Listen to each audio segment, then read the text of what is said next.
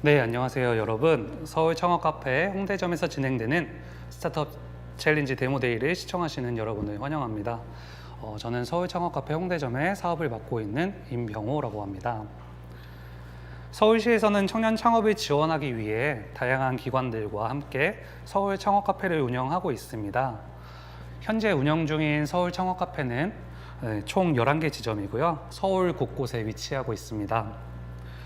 서울 창업 카페는 공간 제공, 교육, 네트워킹, 그리고 멘토링 등 다양한 창업 지원 사업들을 청년 창업가 분들에게 지원을 해드리고 있는데요. 저희 홍대점은 서울특별시와 재단법인 홍합밸리가 함께 운영하고 있고요. 이번 스타트업 챌린지 프로그램을 위해 저희가 한 4개월 동안 달려왔습니다. 저희가 50여 개 정도 팀의 신청을 받아서 그중에 4팀을 선발하였고 교육과 멘토링 등의 과정을 진행하였고요. 오늘 데모데이를 통해 다음 단계에 진출할 최종 2팀을 선정합니다. 공정한 심사를 위해 오늘 외부에서 전문가 심사위원분들이 오셨는데요. 소개를 좀 드리고 피칭으로 바로 넘어가도록 하겠습니다. 네, 말씀드렸던 것처럼 전문 투자자 심사위원 2분께서 함께 해주셨고요. 제가 호명해 드리면 간단하게 인사 좀 부탁드리도록 하겠습니다. 먼저 나눔엔젤스의 엄철현 대표 이사님께서 참석해 주셨습니다. 네, 간단한 인사 부탁드립니다. 네, 반갑습니다. 나눔엔젤스 엄철현입니다. 네, 반갑습니다. 감사합니다. 그리고 이노폴리스 파트너스의 이승현 투자심사형님께서 참석해 주셨습니다. 네, 안녕하세요. 좋은 시간 이노폴리스 파트너스의 이승현 심사역입니다. 귀한 시간 내서 좋은 발표 시간 마련해 주셔서 감사합니다. 네, 감사합니다. 오늘 공정한 평가 부탁드리도록 하겠습니다. 네, 각 팀의 발표 시간은 10분이고요. 이후 심사위원분들의 질의응답 혹은 심사평 시간이 약 3분 정도 준비가 되어 있습니다. 그래서 각 팀마다 각 심사위원분들께서 질문해 주실 예정이고요. 바로 오늘의 첫 번째 피칭을 만나볼 텐데요. 오늘의 첫 발표는 오피스 임차 기업을 위한 임대차 통합 솔루션 서비스의 스페이스 블록입니다. 어떤 솔루션 서비스를 제공할까요? 스페이스 블록의 소개 영상을 보신 후에 김건우 대표님의 발표 함께 들어보도록 하겠습니다. 전반적인 시장에서 이 사전 공간 기획이라는 개념이 현재는 없습니다. 저희가 만든 단어라고 생각을 하시면 될 것 같고요. 이 사전 공간 기획은 결국에 임차 기업이 계약서에 도장을 찍기 전에 비어있는 공간을 어떻게 활용해야 될까라는 과정이 반드시 필요한 과정임에도 불구하고 현재 이 사전 공간 기획이라는 단어조차 없지만 저희는 임차 기업이 보통은 계약서 도장 찍기 전에 텅 비어있는 도면을 보게 되죠. 그런데 그 도면을 우리 회사에 맞게 채워보고 그 다음에 계약서 도장을 찍게 지원하는 서비스라고 생각하시면 되겠습니다. 무료입니다.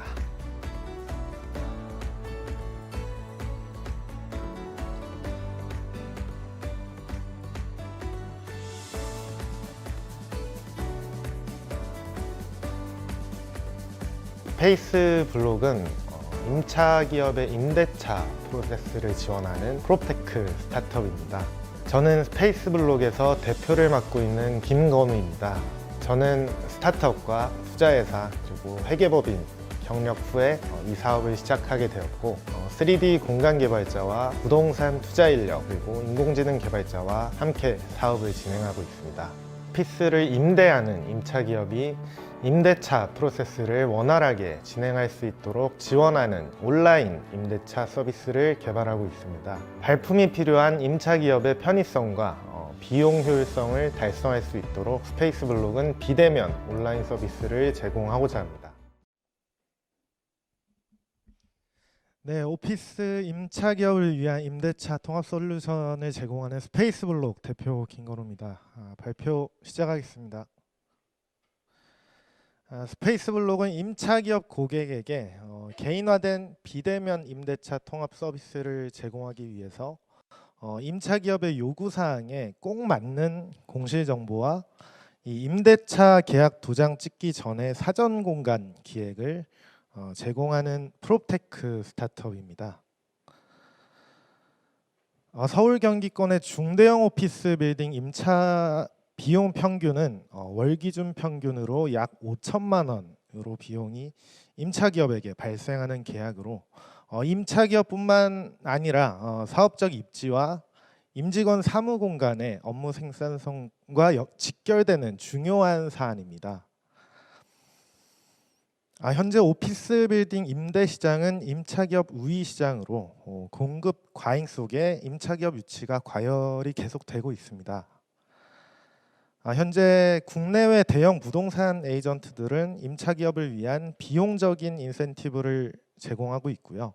렌트프리나 핏아웃 그리고 테넌트 임프루먼트라는 비용적인 어떤 인센티브를 제공하고 있지만 이 임대차 프로세스 상의 어떤 정보의 비대칭성은 그대로 남아 있습니다.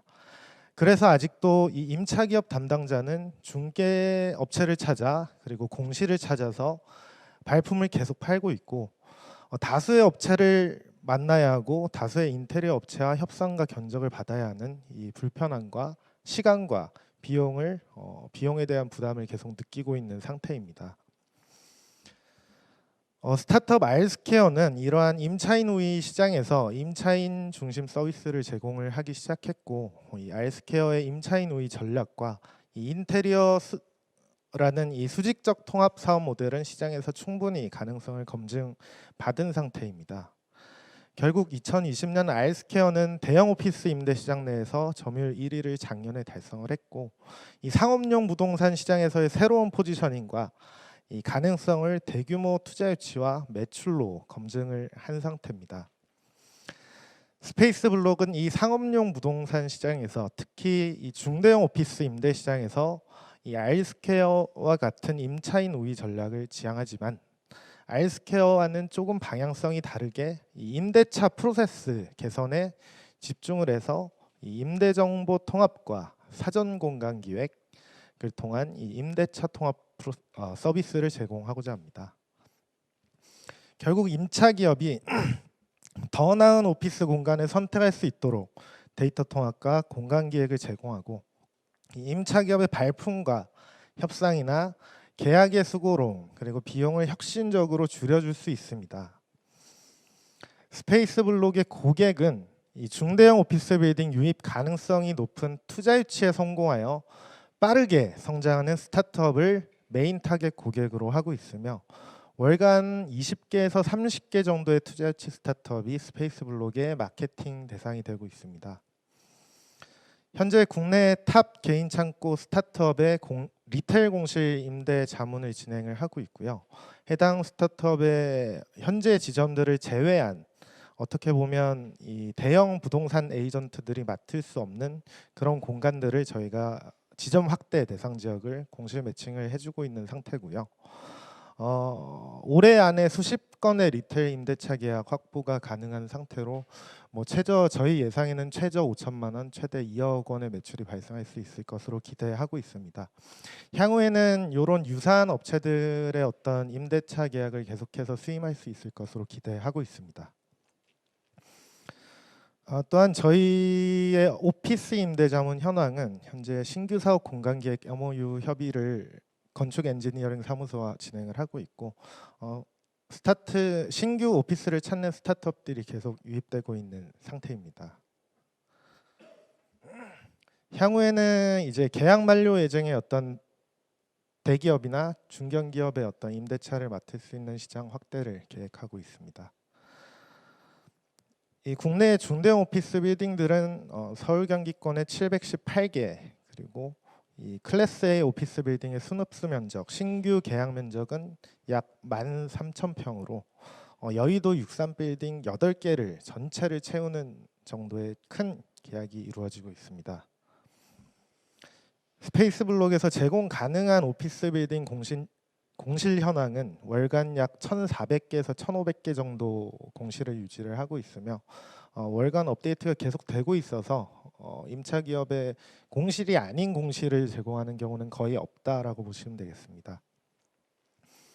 국내 오피스 임대 시장은 약 70조 원으로 저희가 타겟으로 하고 있는 수익 시장은 중개 수수료 규모로 1,500억 원 정도고 MS 10% 달성 시에 약 150억 원의 매출을 기록할 수 있는 시장입니다.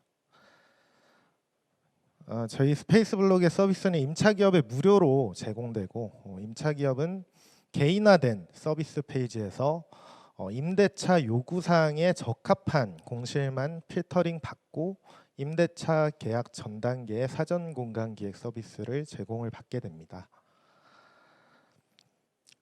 당사의 공실을 매칭하는 알고리즘은 임차기업의 특성과 요구사항을 고려해서 임차기업이 입주하기 적합한 이 상업용 부동산 후보군들을 빅데이터에 기반해서 자동으로 추천을 해주는 방법과 시스템이고요. 이 공실 매칭 알고리즘의 어떤 데이터는 중대형 오피스 중개 업체의 공실 정보를 통합해서 월간 공실을 관리하고 있고, 이 관리되는 공실을 기반으로 잠재 임차 기업을 예측해서 매칭을 하고 있는 상태입니다. 그리고 사전 공간 기획 서비스는 기존 임차 기업이 텅 빈 공간을 보고 임대차 계약을 진행해야 되는 문제 개선을 위해서 이 계약 전 단계부터 이 공간이 기업에 적합한 공간인지 사전에 가상 사무 공간을 기획할 수 있는 서비스입니다. 그래서 임차 기업은 빈 공실 도면을 사무 공간을 배치하고 편집해서 3D 렌더링을 통해 3D 오피스를 체험하고 이 각 공간에 대한 상세한 기획이 가능하게 지원을 받습니다. 스페이스블록은 잠재 임차 기업 고객에게 개인화된 페이지를 제공하고 이 공실 찾기부터 임대차 업무 관리, 사전 공간 기획까지 이 통합 서비스를 제공받게 됩니다. 결국 임차 기업은 이 임대차 프로세스에서의 수수료 부담을 감소받게 되고, 그리고 비대면 서비스를 통해서 방문, 공실 방문, 업체 방문 등의 어떤 노출 빈도를 최대한 줄일 수 있는 이점이 있습니다. 그리고 임차인에게만 좋은 서비스가 아니라 저희 스페이스블록은 임대인에게 임차인을 지속적으로 매칭을 하고 공급하는 역할을 하면서 이 임대인이 자산에서 창출할 수 있는 수익을 극대화할 수 있도록 해주기 때문에 저희가 이제 찾아가는 임대인들 모두가 사실은 환영을 해주고 있는 상태이긴 합니다. 스페이스블록은 결국 임차인에게 개인화된 서비스를 제공하고, 이 그림과 같이 굉장히 복잡한 이 임대차 프로세스를 지원을 하면서 이 임차 기업이 편하게 이 임대차 프로세스를 진행할 수 있도록 지원합니다. 그리고 저희 스페이스블록은 이 오피스를 선정할 때, 인테리어를 선정할 때, 가구업체를 선정할 때 이 중개 지분과 매출 지분을 획득하면서 수익 모델이 발생됩니다. 그리고 저희 스페이스블록의 어떤 비즈니스 모델의 발전 방향은 결국에 개인화된 임대차 통합 서비스를 제공하고, 향후에는 임대차 플랫폼으로서 이 오피스 선정과 인테리어 가구 이사를 모두 업체 연결을 할 수 있는 형태의 서비스로 발전하고자 합니다. 그리고 이 자산 관리와 임대 관리 분야에서 이 임차인 중심의 기술적인 자문을 제공하는 업체로서의 어떤 포지셔닝을 계획하고 있습니다. 또한 기술력 확보를 위해서 잠재 임차 기업 예측을 위한 기술 방향성 한 가지, 그리고 사무 공간 분석과 배치 자동화를 위한 기술 방향성을 두 가지를 방향성을 가지고 있고요. 현재 대형 중개법인이라는 어떤 임대 정보를 공유하는 제휴뿐만이 아니라 인테리어나 가구, 공유 오피스, 플랫폼, 부동산 플랫폼, 이사업체와의 어떤 제휴 계획을 확대할 계획이고, 임대인과 임차인 마케팅 데이터도 현재보다는 훨씬 계속 늘려나갈 계획을 가지고 있습니다. 또한 저희 사전 공간 기획 서비스를 개발을 하는 이유는 임차인이 최대한 공실을 방문하는 횟수를 줄여주기 위해서 이 임차인과 이 중개인의 어떤 이 공실 체험 방문 예약 서비스를 지향하고 서비스를 개발을 하고 있고요. 저희 공간 도면에 들어가는 사무 공간 모듈들은 인테리어 예산 견적 산출이나 이 메타버스 콘텐츠 제공을 위해서 조금 더 개선을 해나갈 계획입니다. 그리고 서비스 출시 후에 MS 1% 달성을 목표로 하고 있고요. 2년 차에는 3에서 5%로 공격적으로 좀 늘려나갈 수 있도록 현재부터 임차인과 임대인의 저희 마케팅을 하고 있는 상태입니다. 그리고 2023년에는 인테리어 관련 비즈니스와 물류 임대 시장까지 진출을 해서 좀 빠른 성장을 이룰 수 있도록 계획을 하고 있고, 내부적인 인건비와 채용 계획과 올해와 내년 상반기까지 엔젤 투자와 사업화 자금, 그리고 벤처 인증과 시드 투자, R&D 자금 계획을 진행하고 있습니다. 그리고 저희 스페이스블록은 경영과 부동산, 그리고 3D 개발, 그리고 인공지능 개발자 4명의 핵심 인력으로 사업을 진행을 하고 있습니다. 네, 첫 번째 피칭이 다 들어보았고요. 심사위원께서는 어떻게 들으셨는지 질문해 주시길 부탁드리는데, 저희가 두 분의 심사위원이 계셔서 이렇게 번갈아 가면서 좀 질문을 받으려고 합니다. 먼저 엄철현 대표님, 어떻게 질문 혹시 하실 게 있으시면은 주시길 부탁드립니다. 그때도 발표 너무 잘 들었고요. 팀 자체가 너무 훌륭한 팀으로 구성되어 있는 것 같고, 그리고 또 관련 유관업에 대한 경험과 경력이 또 굉장히 화려한 것 같아서요. 그런 면에서 굉장히 좋다는 생각이 들었고요. 기본적으로 이제 발표를 들으면서 이제 궁금했던 질문이 이제 아무래도 이제 R스퀘어라는 이제 벤치마킹 대상이 있고, 그 기업이 추구했던 전략 대비 실제 성장 대비 그 어떤 수익성이랄까요? 그런 부분들이 지난 한 3년 동안 뒤돌아보면 수익성 자체는 사실은 계속 좀 쪼그라들었던 면이 있거든요. 그래서 과거에 뭐 영업이익률 기준에서 한 40%대 영업이익을 기록했지만, 실질적으로 외형이 커짐에 따라서 그 영업이익률 자체는 거의 20%대 수준으로 떨어졌고요. 그런 이제 국면에서 우리는 이제 후발주자로서 이제 실제 이제 추정해 주신 실적 계획을 보면 이제 영업이익률이 25%까지 달성할 수 있다라는 이제 근거들이 있을 텐데, 그것이 가능한 어떤 원동력이 어떤 게 있으신지 이제 사업 부문별로 한번 좀 편하게 말씀 주시면 좋을 것 같습니다. 우선은 그 R스퀘어의 성장이 조금 그 약간 성장 속도가 조금 느려지고 있다고 판단하는 그 이유는, 저희가 뭐 판단하고 있는 이유는, R스퀘어는 조금 외부 업체와의 제휴를 제한적으로 하고 있긴 하거든요. 그래서 임대차를 단독으로 따길 원하고 인테리어를 단독으로 따길 원하고 그런 사업 형태를 하고 있기 때문에 초기에 이 매출의 성장률은 굉장히 빠른 것처럼 보일 수 있다고 저는 생각합니다. 근데 저희는 R스퀘어하고는 조금 다르게 사실은 플랫폼을 지향을 하거든요. 그래서 저희가 단기적으로 뭐 임대차나 인테리어의 한두 건으로 뭔가 매출을 크게 가지고 간다기보다는 그 건수를 훨씬 늘리기 위해서는 이 기존의 대형 부동산 에이전트들 그리고 인테리어 업체들과 제휴를 해야 된다고 저는 생각을 하고 있습니다. 그래서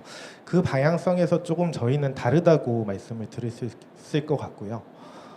그래서 저희가 이 부동산 임대 정보 자체를 대형 부동산 에이전트한테 받고 있는 이유도, 향후에 플랫폼으로서 이 부동산 에이전트들이 저희 플랫폼에 들어와서 수익을 쉐어할 수 있게, 뭐 부동산 에이전트들도 그런 임대차 수수료를 쉐어하는 것은 충분히 반기거든요. 왜냐하면 직접 뭔가 임차 기업을 소싱하는 업체들은 아니라서. 그래서 어떻게 보면 그런 R스퀘어의 매출이 굉장히 제한적으로 성장하고 있는 것을 풀 수 있는 방법은, 저희는 이 부동산 임대차 프로세스의 플랫폼화가 되는 게 가장 해결책이라고 생각을 하고 있습니다.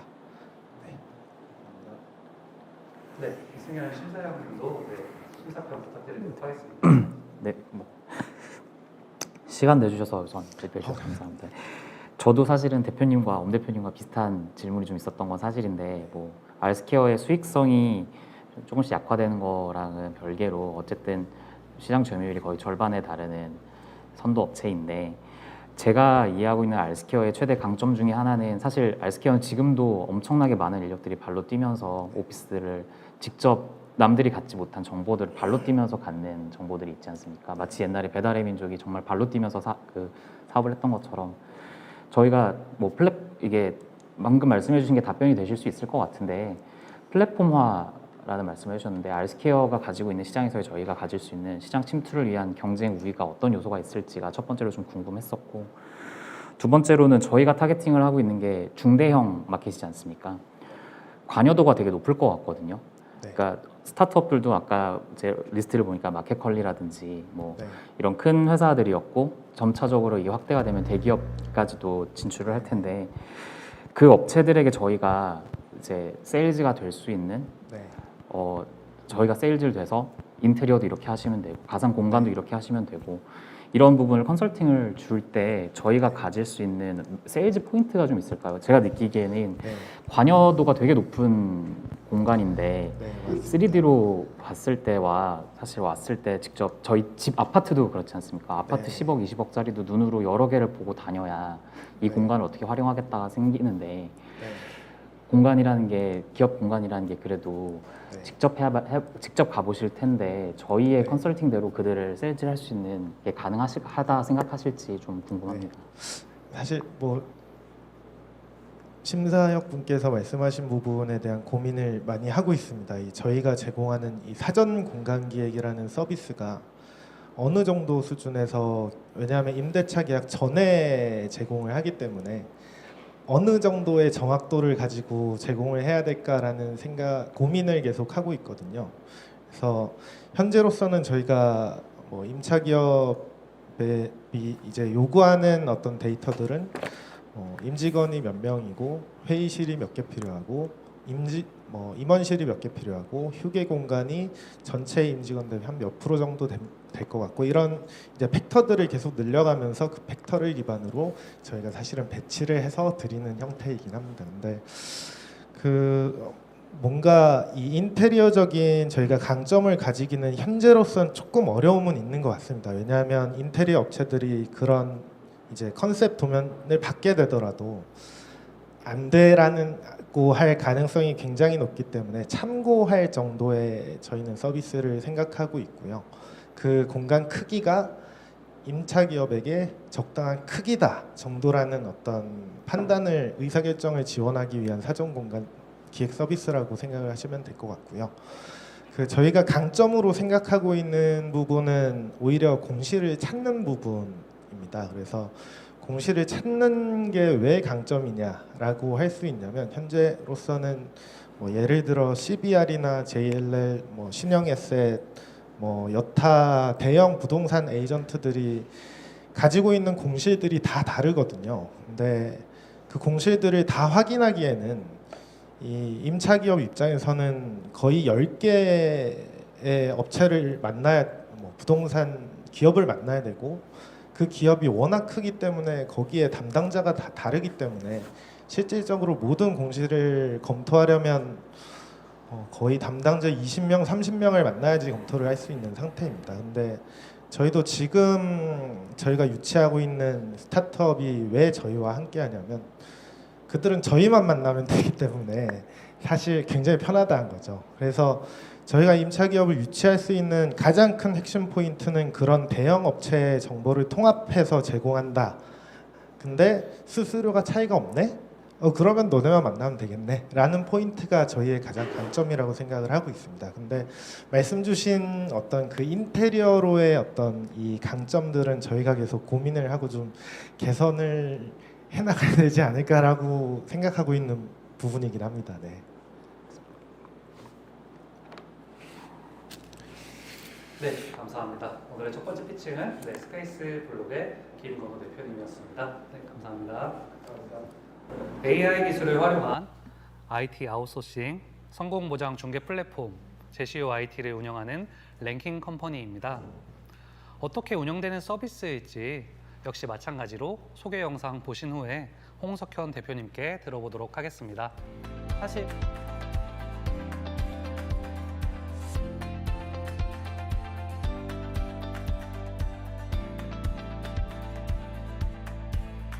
네, 안녕하세요. 저는 AI 기술을 활용한 IT 아웃소싱 성공보장 중개 플랫폼 제시오 서비스를 운영하고 있는 주식회사 랭킹 컴퍼니 대표이사 홍석현입니다. 저는 미국에서 선박 설계와 프로그래밍을 공부하였고 앱 개발에 관심을 가지게 되어서 한국에 들어와서 외주 개발 회사를 운영하였습니다. 모든 제조 과정에서는 설계가 필수로 들어가고 그 설계를 통해서 제작이 들어가는 게 일반적인데 대다수의 IT 아웃소싱 클라이언트 분들은 구체적인 기획이나 설계 없이 그냥 외주 개발사들과 미팅해서 이런 플랫폼들을 개발하고 싶다라고 이제 요청을 해서 계약을 하는 그런 방식으로 진행이 되는 게 대다수인데 설계가 없이 개발이 진행되다 보니까 실패하는 케이스가 대다수거든요. 그래서 돈은 돈대로 날리고 시간은 시간대로 날리는 많은 기업들을 보면서 이런 것들을 조금 더 효과적으로 이 문제점을 해결하고자 이 서비스를 시작하게 되었습니다.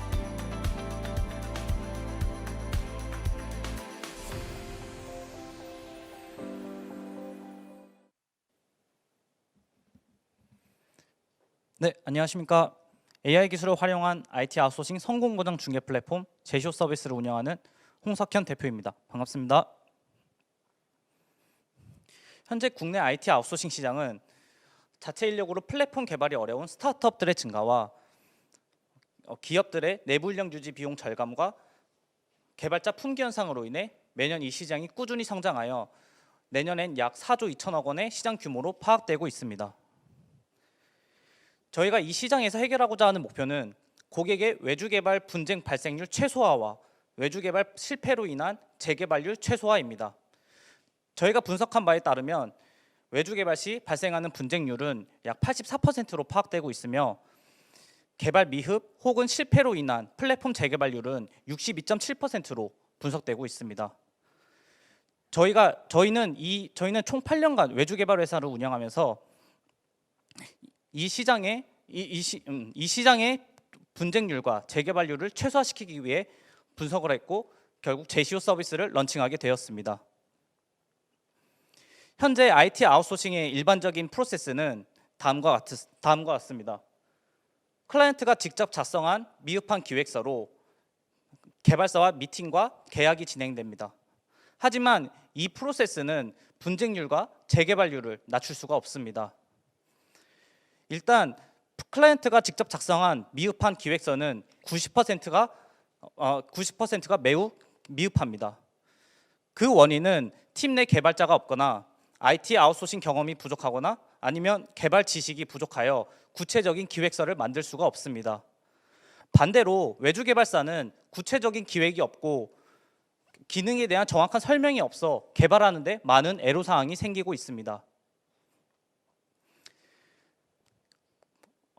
구체적인 기획의 부재는 미팅을 진행할 시 추상적인 견적을 받을 수밖에 없으며 구체적인 개발 내용이 들어가 있지 않은 계약을 체결하게 됩니다. 그래서 개발을 착수할 때는 프로젝트에 대한 이해도가 낮아 프로젝트에 대한 이해도가 낮게 개발이 진행됩니다. 외주 개발에는 당연히 포함되는 기능이란 없습니다. 채팅 기능을 예로 들면 개발사는 구체적인 설명이 없는 한 1대1 채팅을 개발했는데 클라이언트 분들은 1대 다수의 채팅 기능을 원하고 있어 결과물에 불만족이 생깁니다. 그래서 클라이언트와 개발사 사이에 분쟁이 발생하게 되며 불만족스러운 결과물로 인해 수정을 요청하게 되면 추가 요금 발생 혹은 개발이 지연되거나 개발사가 추가 작업을 거부하는 분쟁이 발생하고 있습니다. 이로 인해 개발이 미완성되거나 정무지원금으로 개발을 진행했을 시 실패 판정까지 받는 불상사가 일어나기도 합니다. 그래서 제시오는 이 시장의 잘못된 프로세스를 올바르게 바꿔 분쟁률과 재개발률을 낮추고자 합니다. 우선 구체적인 기획이 필요한 클라이언트에게 무료로 상담을 해드리고 구체적인 기획 컨설팅을 요청하시면 구체적인 스토리보드와 관리자 기능 그리고 기능 정의서까지 만들어 드립니다. 구체적인 기획안을 통해서 개발사와 정확한 견적을 받을 수 있으며 정확한 개발 내용과 기간이 포함된 계약을 체결할 수 있습니다. 개발이 착수하게 되면 기획안을 통해서 원활한 커뮤니케이션이 가능하게 되고 기획안을 통해 만족스러운 아웃소싱 결과물을 받을 수 있고 이로 인해 성공적인 외주 개발이 성공적인 외주 개발 프로세스가 이루어지게 되는 것입니다. 제시오는 완벽한 기획이 가능합니다. 8년간의 개발사 운영 노하우로 개발 편의까지 고려한 완벽한 기획이 가능하며 대다수의 클라이언트가 생각하지 못한 관리자 기능까지 기획해 드립니다. 제시오는 개발까지 책임집니다.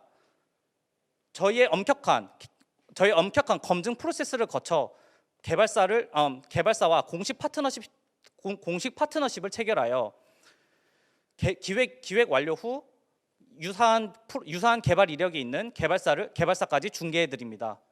또한 개발이 완료됐을 경우 저희가 검수까지 같이 진행을 도와드립니다. 그래서 제시오는 분쟁률이 낮습니다. 높았던 외주 개발 분쟁률을 기획 컨설팅과 저희의 성공적인 프로세스로 6%까지 낮추었고, 개발 실패로 인한 플랫폼 재개발률을 0건을 달성하여 성공적인 IT 아웃소싱을 이루어냈습니다.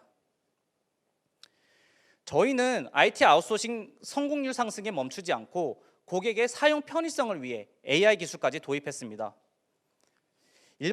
대다수의 클라이언트들은 이 프로젝트의 외주 개발 비용을 예상하기가 매우 어렵습니다. 그래서 이와 같이 복잡한 절차를 통해서 예산 견적을 산출받는데, 이런 불편한 방법을 통해 견적을 받아도 개발사 간 최대 50%나 가격 차이가 나며 현 시장은 견적 기준이 체계화되어 있지 않아 속칭 부르는 게 값인 상황입니다. 그래서 저희는 개발사들의 견적을 분석하여 기능별 견적 기준을 체계화시켜 클라이언트가 프로젝트를 의뢰 시 내용을 작성하면 기능별 예상 견적을 제공해 드리고 견적에 대한 이해도를 상승시켜 드립니다. 이 기술은 저희의 원스톱 솔루션으로 만들어져 있으며, 이런 단순한 프로세스를 통해 예산 견적을 산출받으실 수 있습니다. 기존의 견적을 받기 위해서는 평균 7일이 소요가 되었는데, 저희의 원스톱 솔루션을 통해서 1분 만에 예산 견적을 산출받을 수 있으며, 이 기술과 관련해서 특허 출원을 완료했습니다. 그래서 저희 제시오는 외주 개발 분쟁률을 낮추고 외주 개발 성공률과 고객의 편의성을 대폭 상승시켜 성공적인 IT 아웃소싱 시장을 만들고자 합니다. 저희의 비즈니스 모델은 10%의 중개 수수료를 받고 있으며 기획 컨설팅 서비스를 통한 매출도 발생하고 있습니다. 저희는 경쟁사들의 일반 중개와는 달리 높은 성공률을 보장하는 IT 아웃소싱 중개 서비스로 차별화 전략을 통해 경쟁하고 있습니다. 현재 스타트업의 플랫폼 개발은 외주 개발이 선택이 아닌 필수가 되고 있는 상황이며, 저희는 기획력과 아웃소싱 경험이 부족한 예비 창업자와 3년 미만의 스타트업을 대상으로 초기 클라이언트 타겟을 정해 서비스를 진행하고 있습니다. 저희의 핵심 마케팅 전략은 오프라인에서 발생하고 있으며, 외주 개발을 희망하는 멘티분들을 멘토링하여 서비스를 홍보하고 있고, 스타트업 보육 기관과 대학에 홍보하여 곁에서 외주 개발 실패를 많이 본 소속 멘토분들이 멘티분들을 데리고 와 추천해드려 지금 서비스가 이루어지고 있습니다. 저희는 작년 10월에 MVP 서비스를 런칭하여 5개월 만에 총 2억 6천만 원의 거래 금액을 달성하였고, 현재 월 평균 1억 원 상당의 개발 규모 프로젝트가 등록되고 있습니다. 저희는 이 높은 IT 아웃소싱 성공률을 보장하여 고객들에게 만족감을 드리고 있으며, 신용보증기금의 스타트업 네스트 등 여러 지원 사업에 선정되었습니다. 또한 현재 20개의 외주 개발사와 파트너십 체결을 완료하여 파트너 추천도 이루어지고 있습니다. 저희는 올해 10억 원의 거래 금액을 달성하는 것을 목표로 하고 있고, 4년 이내 200억 원의 거래 금액 달성을 목표로 하고 있습니다. 또한 저희는 IT 개발 관련 서비스를 확장하여 유지보수 개발 중개 플랫폼과 개발 솔루션 판매까지 확장하고자 합니다. 이로 인해 저희는 2년 안에 흑자로 전환할 것을 목표로 하고 있고, 이 시장의 정확한 문제 분석과 해결 방안을 마련한 저희는 총 8년간 외주 개발 회사를 운영한 외주 개발사 대표들로 구성되어 있는 이 시장의 전문가들입니다. 저희 전문가들이 이 IT 아웃소싱 시장의 성공 해결사로 나아가고자 합니다. 감사합니다. 네, 감사했습니다. 역시 두 번째 피칭에 이제 심사평 들어볼 차례인데요. 이번에는 아까와 반대로 이승현 심사님부터 심사평 부탁드리도록 하겠습니다. 네, 시간 내서 설명해 주셔서 감사합니다.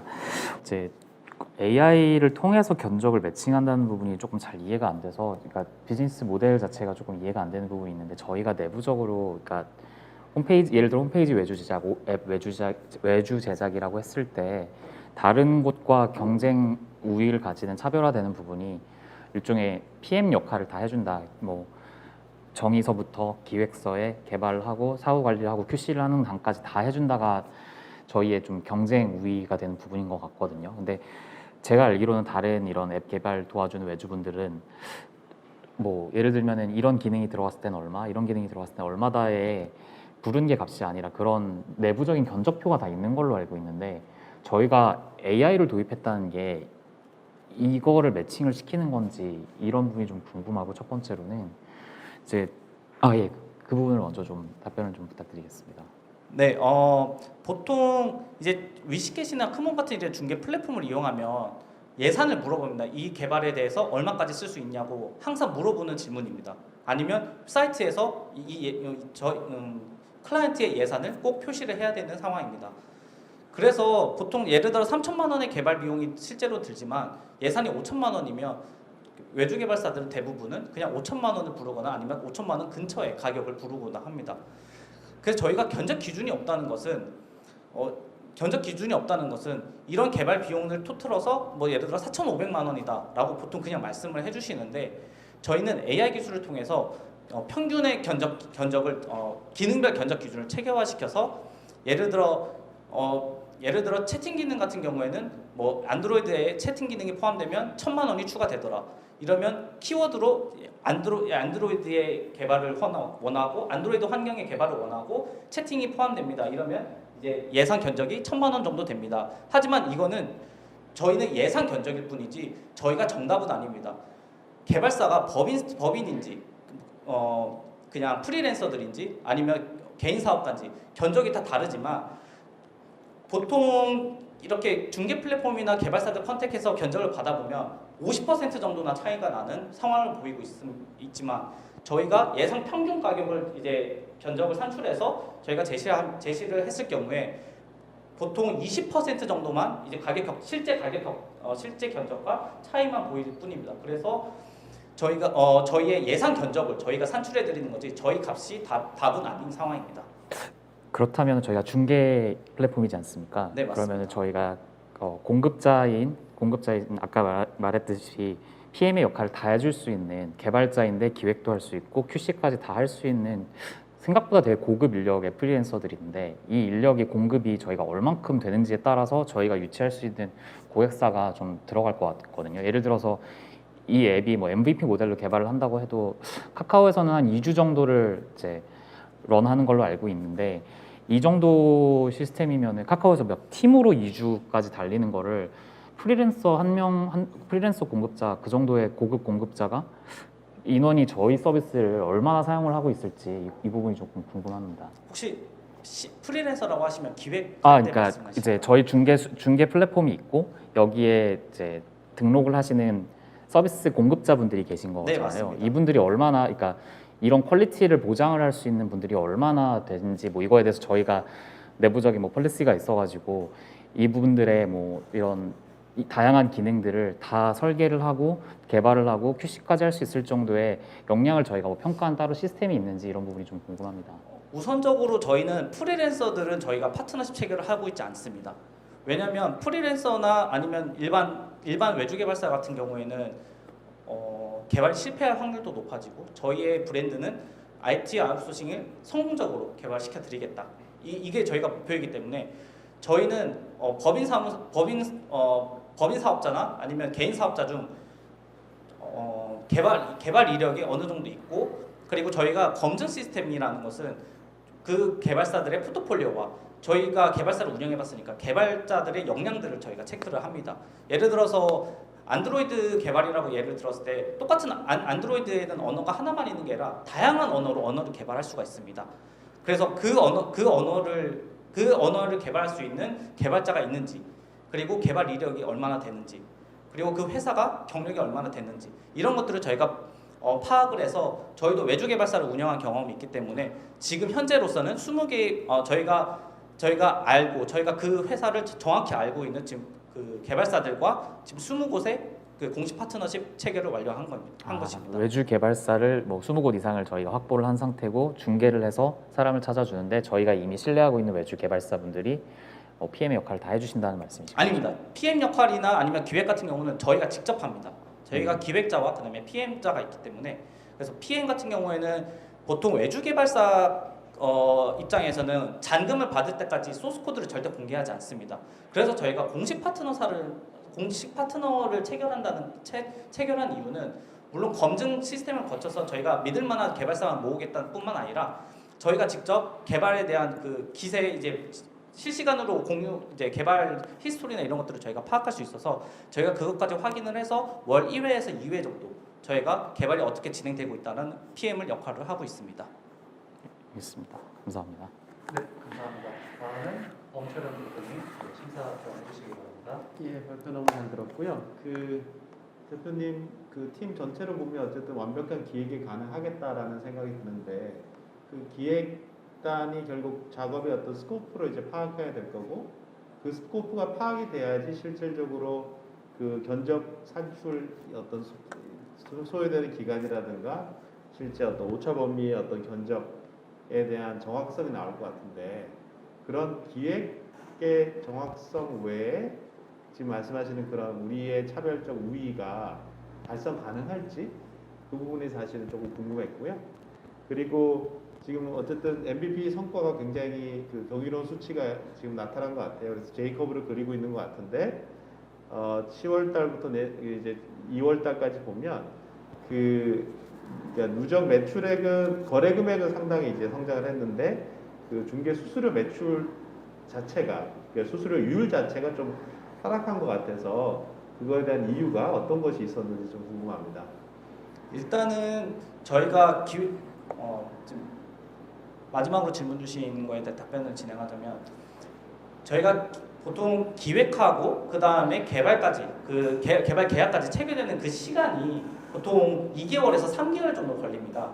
그래가지고 현재 저희가 초기에 거래 금액이 달성했을 때는, 그때는 저희가 MVP 서비스를 운영하기 전에 저희가 외주 개발사를 운영했던 경험들이 있어서 지인들을 통해서 이렇게 저희가 이런 서비스를 이제 운영하려고 한다 해서 초기에 좀 유입되는 게 많았고, 그 이후로는 저희가 직접적으로 마케팅이나 아니면 이런 보육기관 통해서 저희가 홍보를 통해서 저희가 진행되었기 때문에 조금 낮아졌다가 다시 이제 점차 조금씩 상승하는 추세입니다. 그리고 아까 사전에 그 질문 주신 AI 기술 관련해서 뭐 개발 가능성이 얼마나 있는지를 모르겠다고 말씀하셨는데, 일단 저 같은 경우에는 워싱턴 대학교 재학 중에 이제 ANN, 그러니까 인공지능 딥러닝 관련해서 개발 경험에 참여한 적이 있고, 저희 최준 이사 같은 경우에는 지금 석사로 지금 빅데이터 관련한 빅데이터와 그다음에 블록체인 관련 연구를 지금 하는 상황이라서 AI 기술에 관련해 특허를 저희가 낼 수도 있었던 거고, 지금 이제 저희가 내년부터 저희가 AI 기술에 본격적으로 착수하여 이제 AI 관련 전문가들도 채용을 해서 이제 내후년에 저희가 출시할 예정을 보고 있습니다. 감사합니다. 네, 감사합니다. 랭킹 컴퍼니의 홍석경 대표님이었습니다. 감사합니다. 네, 감사합니다. 네, 다음 순서입니다. 사실 데이터를 재활용할 수 있는 글쓰기 플랫폼을 개발하고 계신 팩타고라의 백우열 대표님입니다. 사실 데이터를 어떻게 재활용할 수 있는 서비스인지 궁금한데요. 역시 소개 영상 시청 후에 들어보도록 하겠습니다. 사실 진실에 대해서는 사람들은 이렇게 좋아하진 않아요. 불편하니까. 이건 뭐 많은 사람들이 저뿐만 아니라 뉴스를 보면서 드는 생각들이 많으실 거라고 생각이 들어요. 자극적인 그런 워딩이 많이 들어가죠. 타이틀이나 컨텐츠 안에. 근본적인 문제는 제 생각에는 지금 현존하는 SNS나 미디어 언론조차도 그 비즈니스 모델이 광고이기 때문에 클릭을 결국에는 유도를 해야 되기 때문에 그렇게 해올 수밖에 없는 것 같아요. 미디어뿐만 아니라 SNS조차도. 일단 그런 문제의식이 있었고, 또 다른 문제는 항상 저희가 정보를 소비할 때 항상 저희가 좋아하는 성향 맞춤 추천을 하잖아요. 그래서 항상 보는, 그리고 소비하는 거 안에 갇혀 있는 경우가 많고, 지금까지 그 문제에 대해서 어떤 새로운 미디어나 어떤 새로운 기술로서 해결하고자 하는 노력이 아직까지는 제 기대만큼은 없다고 생각해서 두 가지 문제의식을 가지고 풀기 위해서 노력을 하고 있습니다. 네, 안녕하세요. 저는 팩타고라 대표 백우열입니다. 저는 미국에서 한 14년 정도 자연어 처리와 빅데이터 쪽에서 일을 했었고요. 주로 금융, 의료, 소셜미디어 이런 쪽에서 일을 했었고, 한국에 와서는 삼성전자에서 빅데이터 분석이나 광고 플랫폼, 그리고 수요 예측 이런 머신러닝이나 AI를 활용하는 일들을 주로 했었습니다.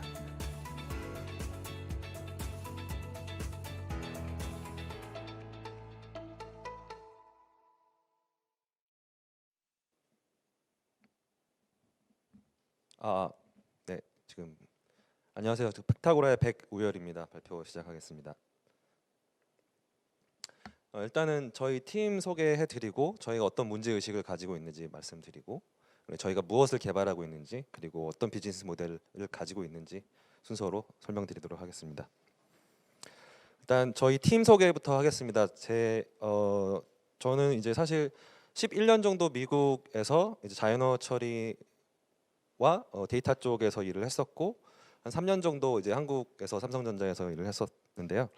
좀 구체적으로 말씀드리자면은 처음에는 이제 의료 쪽에다가 이제 음성 인식을 개발해가지고 이제 하는 거에 초기 멤버로 이제 참석을 했었고, 그 회사가 지금 이제 아마 3M에 팔렸고, 그 다음에는 금융 쪽에서 자연어 처리하는 거, 그 다음에 뭐 HBO에서 영화 추천하는 알고리즘도 개발했었고, 최근 삼성전자에서는 이제 초기 무선 사업부에서 광고 플랫폼 만드는 개발하는 거기에 참여를 했었습니다. 그리고 저희 팀 멤버들은 이제 사회 초년생들이 많은데요. 제가 지금 중요하게 생각하고 있는 가치는 저희 이제 우리 회사의 성장뿐만 아니라 우리 구성원들의 성장도 되게 중요하다고 생각을 하고 있고, 실제로 우리 팀원분들이 엄청나게 잘 해주고 있어서 제가 할 수 있는 어떤 기술이나 할 수 있는 그런 역량들을 이제 팀원분들이 이제 저를 대신해서도 할 수 있는 그런 구조를 만들어 가고 있는 중입니다. 네, 혹시 그 탈진실이라고 혹시 들어보셨나요? 그러니까 요즘 이제 인터넷을 보면 뭐 SNS나 유튜브나 뭐 이런 거 보시면 이제 많이 느끼실 것 같은데, 나를 불편하게 해주는 진실보다는 뭔가 나를 좀 더 즐겁게 해주는 거짓이 주목받는 시대가 온 것 같습니다. 그래서 제가 오래전부터 가지고 있던 문제 의식은 이제 보다 좀 더 건강한 정보를 소비하면서 이제 플랫폼의 입장에서도 좀 더 비즈니스가 돌아가게 하는, 그렇게 할 수는 없을까라는 문제 의식을 가지고 있었고, 좀 더 구체적으로 말씀드리자면은 근본 원인 중 하나가 이제 추천 알고리즘이라고 생각을 하는데요. 이제 개인 맞춤 큐레이션이 어디든지 있기 때문에 항상 우리가 소비하는 성향의 정보들만 소비함으로써 다양한 시각을 잃게 되죠. 그리고 사실의 맥락과 인과관계가 없는 일회성 정보들을 계속 소비하게 되는 것 같고요. 소개 영상에도 나왔지만 가장 근본적인 원인은 저는 이제 클릭이라고 생각합니다. 이제 뭐 SNS나 뭐 유튜브나 심지어 언론조차도 그들의 성과 지표가 클릭이기 때문에, 그래서 저희가 만드는 이제 팩타고라에 대해서 설명을 드리겠습니다. 간단하게 설명드리면은 저희 팩타고라는 이 세상에 있는 수많은 사실들을 데이터화해서 이제 그것들을 연결하고 난 후 이 데이터들을 글감으로 활용할 수 있게 만드는 편리한 온라인 글쓰기 플랫폼입니다. 좀 더 구체적으로 설명드리겠습니다. 그래서 저희는 이제 온라인 글을 쓰는 이제 라이터와 이제 온라인 글을 읽는 그 리더의 사이에서 저희들만이 가지고 있는 기술로 아티클로 그 둘 사이를 이어주는 플랫폼이 될 거고요. 이제 라이터의 입장에서는 이제 모든 사람들을 다 타겟으로 하는 건 아니고 좀 더 감정적이거나 어떤 자극적인 그런 것 말고 좀 더 맥락과 근거 있는 레퍼런스를 활용해야 하는 그런 사람들이 저희들의 주된 타겟이 되겠고, 그들을 또한 이제 신뢰성 있는 레퍼런스들을 필요로 할 것이고요. 그리고 무엇보다 이제 글 쓸 때 우리들이 느끼는 거는 사실 글 쓰는 거가 어려운 게 아니라 이제 글감 찾는 게 어려운 거거든요. 그래서 그들에게 이제 글감 데이터를 찾는 시간을 단축시켜주는 그런 니즈가 있는 그런 사람들을 타겟으로 하고 있고, 또한 요즘 들어서 이제 독립적인 채널에서 수익 창출하고 싶어하는 사람들이 굉장히 많이 늘어나고 있는 것 같습니다. 글을 읽는 사람의 입장에서는 조금 더 가능하면 빠르게, 그러니까 요즘 사람들은 되게 바쁘잖아요. 그리고 하지만 필요하면 좀 깊게 읽고 싶은 사람들이 저희의 타겟이고요.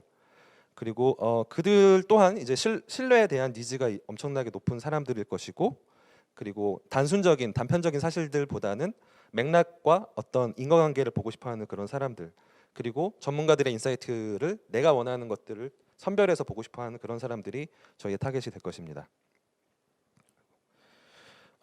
이제 가장 저희 기술의 가장 원자적인 요소인데 팩트 블럭이라는 이제 컨셉이 있는데요. 이제 이거를 설명드리자면 일단 저희는 이제 엄청나게 많이 뿌려져 있는 인터넷의 이 사실들을 이 자연어들을 긁어 모아가지고 최대한 한 문장으로 온전한 내용을 담는 사실 데이터로 전환을 합니다. 그래서 이게 저희 시스템에 저장이 되고요. 이제 이 사실들은 이제 단 하나만 있는 게 아니라 다른 사실들과 연결이 됩니다. 다양한 인과관계로. 그리고 또한 여기 보시면 이제 조그만 바가 있는데 이제 저희들만의 알고리즘으로 해당 사실이 얼마나 신뢰할 만한 서브젝트에 의해서 생성되었으며 다른 사실들과 어떤 믿을 만한 다른 사실들에 의해서 뒷받침되고 있는지를 나타내주는 지표입니다. 그러니까 이 지표는 저희들 플랫폼 안에서 검색 랭킹이라든지 필터라든지 추천 등에 활용이 될 것입니다. 그래서 이 원자적인 이 블럭을 가지고 뭐를 하느냐라는 질문을 하실 텐데, 이제 그 블럭들이 어떤 레고 블럭이라고 친다면 이것들을 조립해 가지고 만들 수 있는 다양한 제품들이 있는데요. 그 중에 하나가 아티클입니다. 보시면 글 쓰는 사람들이 글을 쓸 때 내가 관심 있는 글감들을 미리 저장을 하거나 아니면 오른쪽 상단에 자동으로 추천되게끔 해가지고 글을 쓰는 와중에 자동으로 이제 그 블럭을 삽입을 할 수 있게 할 것이고, 이 삽입된 블럭은 보시는 것처럼 스태틱한 글이 아니라 이제 다양한 인과관계가 이미 이어져 있는 글이기 때문에 글 쓰는 사람들이 엄청나게 많은 시간을 투자해서 조사하지 않아도 그 사실에 대한 신뢰성이라든지 인과관계라든지를 바로 사용할 수 있는 것이죠. 그 읽는 사람의 입장에서도 더 읽고 싶으면 더 클릭해서 그 사실의 맥락이 뭔지를 더 볼 수 있기 때문에 그 전에 스태틱한 글과는 다른 좀 더 다이나믹한 글이라고 보시면 될 것 같습니다. 또 다른 제품의 예는 이제 이 블럭들을 조립을 해가지고 이제 만약에 타임 스탬프가 있는 것들을 시계열로 배열을 한다면 이제 저희는 어떤 사실에 대한 역사를 만들 수가 있는데요. 어떤 이제 그 유저의 관심 주제에 대한 정제된 팩트를 이제 시계열로 조합하는 이것들은 결국에는 데이터셋이 될 것이고, 이런 데이터셋은 이제 현존하는 제가 아무리 많이 회사에서도 많이 찾아봤지만 아직은 이런 형태의 데이터셋은 존재하지 않습니다. 그래서 이런 것들은 나중에는 이제 유저의 어플리케이션에서도 활용이 되겠지만 그 안에서 뿐만 아니라 데이터셋으로서 대체 데이터라고 하죠. 요새 엄청나게 시장이 커지고 있는데 그런 측면으로도 엄청나게 활용도가 무궁무진할 것이라고 생각합니다. 그래서 아마 이렇게 생각이 의문점이 드실 거예요. 그래서 신뢰성을 어떻게 판단하느냐 이게 가장 핵심인데, 신뢰도는 이제 생산자 신뢰도와 블록 관계 점수로 나눠지고 이 두 개의 피처가 저희 시스템 안에서 지속적으로 학습되면서 정확도가 올라가게 되는 이제 그런 구조를 가지고 있고요. 이제 오른쪽에 보시면 이제 블록 간의 다른 블록 간의 관계에서 오는 거는 뭐 쉽게 말씀드리자면 페이지 랭크처럼 이제 나를 레퍼런스하는 다른 블록들이 많을 경우, 나를 반대 서포트하는 블록들이 많을 경우 내 점수가 올라가고 내려가는 그런 구조가 있을 것이고, 왼편에는 이제 그 사실을 어떤 생산자가 생산했느냐, 어떤 저널에 어떤 기자가 썼느냐, 뭐 어떤 유튜브 채널에 항상 거짓말을 말하던 사람이 했었느냐, 이런 것들이 이력을 다 저장을 해서 점수를 관리하게 됩니다. 이제 비즈니스 모델에 대해서 설명을 드리겠습니다. 이제 나눠서 초기 저희의 성장 전략, 초기 비즈니스 모델과 성장 비즈니스 모델로 나눠서 설명드리도록 하겠습니다. 네, 일단 초기에는 이제 저희가 이제 서스테이너블한 비즈니스를 만들고자 하는 과정인데 이제 구독 플랫폼으로 나가고자 하는데요. 저희가 만약에 이제 광고로 돈을 벌자고 한다면 이제 저희의 어떤 가치와 좀 반대되는 거겠죠. 그래서 오른쪽에 보시면 이제 닷컴 사이트는 저희 도메인이고 이 도메인 안에서는 데이터가 수집되고 정제되고 메타데이터들이 인식이 되고 유저들이 이제 사실을 증명하고 이 점수를 높여가는 이제 그런 활동들이 일어나는 공간이고 왼쪽에 이제 분산된 링크라고 한 건 이제 서브 도메인입니다. 그래서 그 어떤 라이터가 내가 관심 있는 주제나 이런 것들을 이제 채널들을 만들 건데 이제 그들은 이제 서브 도메인 형태로 분산된 링크를 가질 것이고요. 이제 이 관심 있는 주제에 대해서 리더들이 그 채널을 구독하는 형태가 될 겁니다. 그리고 또 리더들은 그 채널 안에 어떤 재미난 기사들이 컨텐츠가 있다면 거기에 대한 링크들을 서로 주고받고 하는 그런 구조가 될 것입니다. 그래서 아마 이런 생각도 드실 건데 그렇다면 블럭이 엄청나게 약간 쓰레기 같은 블럭도 있을 것이고 좋지 않은 것도 많을 거잖아요. 그래서 저희들은 최대한 좋은 블럭이 만들어지게끔 유도를 해야 하는데 그 과정이 저희 수익 구조 안에 이제 녹아들도록 하는 시스템을 생각을 했는데요. 그래서 블럭의 재사용도가 높을수록 저희는 이제 좋은 블럭이다라고 정의를 하고요. 그리고 이제 그 좋은 블럭을 만들도록 하는 유저들로서 저희 시스템으로서 거기에 대한 보상 시스템을 이런 식으로 만들어서 그들에게 조금 더 좋은 블럭들을 만들도록 동기를 부여할 생각입니다. 네, 시장 진입 전략은 세 가지로 말씀드릴 수 있을 것 같은데 일단은 브랜딩으로서 저희는 가장 중요한 건 신뢰라고 생각하고요. 그리고 기술적인 차별화로서는 인과관계 알고리즘을 가지고 이제 사실의 이유나 배경을 바로 이어서 볼 수 있는 그런 검색과 추천을 만드는 게 저희의 목적이고요. 그리고 서비스로서는 글 쓰는 사람이 글 쓰는 시간을 일단 절약해 준다는 거, 그렇게 차별화점을 가져가려고 하고요. 그리고 유통적으로는 이제 글 쓰는 사람들이 이제 기존의 그들의 구독자 이메일 리스트를 채널을 만들 당시에 입력하게 함으로써 만약에 유료 구독이 아니라 무료 구독으로 이제 그거를 한다라고 한다면 이제 그 글 쓰는 사람들은 자기의 브랜드를 홍보할 수 있는 그런 이메일 마케팅의 수단으로 또 활용될 수 있을 것입니다. 그래서 모든 분야를 다룰 수는 없다고 생각하고요. 초기이니만큼 그래서 초기에는 언론, 금융, 법률 이런 것처럼 조금 더 사실이 조금 더 중요한 다른 분야에보다 그런 지식 컨텐츠에 좀 집중할 생각입니다. 그래서 사실 이제 저희 팀의 강점은 데이터이거든요. 그래서 저희는 이제 데이터 회사로 이제 성장을 하게 될 거고요. 결국엔. 하지만 그 전에 단계에 가기 전까지는 저희는 일단 살아남아야 되기 때문에 그런 서스테이너블한 비즈니스를 만들기 위해 채널 구독 서비스로 기반을 좀 다지고 이제 충분한 유저와 데이터가 모인다면 데이터 라이센싱 사업으로 이제 진화를 하게 될 건데요. 저희가 가지고 있는 데이터에 두 가지 특이한 점이 있는데요. 일단 첫 번째로서는 신념 체계 데이터를 모을 수 있다는 점입니다. 그래서 뭐 페이스북의 어떤 라이크 버튼과는 좀 더 다르게 단순히 뭔가를 좋아하느냐가 아니라 어떤 의견이나 사실이나 이런 거에 대해서 동의하느냐에 대한 데이터를 모을 수가 있거든요. 그래서 저희는 조금 더 다른 질문에 대한 대답을 할 수 있을 것이라고 생각하고, 그리고 이제 우리가 가지고 있는 이 사실들과 인과관계로 이어져 있는 이런 데이터셋은 되게 특이하기 때문에 이걸 활용을 한다면 이제 저희가 이제 개발을 할 때 그냥 내부적으로 개발하는 게 아니라 API를 뽑아가지고 개발을 하는데 이제 API를 이제 외부에 공유를 한다면 다른 어떤 글 쓰는 플랫폼에서도 이 API를 통해 가지고 그냥 우리한테 그냥 URL만 준다면 이제 그 안에 있는 텍스트를 우리가 분석하고 난 다음에 그 안에 얼마만큼의 논쟁의 요소가 있는 글들이 있는지, 그리고 그렇다면 거기에 대한 이유들은 뭐가 있는지를 우리가 리턴해 줄 수 있는 API를 만들 수 있고요. 그리고 뭐 단순하게 그냥 AI 스피커나 이런 데서 인과관계를 물으면 답하는 그런 데서도 활용할 수 있을 거라고 생각합니다. 이상입니다. 감사합니다. 범철현 대표님부터 부탁드리도록 하겠습니다. 네, 대표님 발표 너무 잘 들었고요. 그 초반 그 도입 부분에 대표님 말씀하셨던 그 탈진실 시대라는 그 화두를 던지셨는데 그 부분에 대한 어떤 문제 인식에서 이제 작업을 출발하신 것 같아요. 네. 근데 그 문제 인식이라는 부분하고 우리가 결국 궁극적으로 추구하는 어떤 믿을 수 있는 데이터에 근접하는 것 하고의 연관관계가 조금 상충되지 않나라는 생각이 들었어요. 왜냐하면 그 결국 즐겁게 해주는 거짓이라는 것이 있고, 네.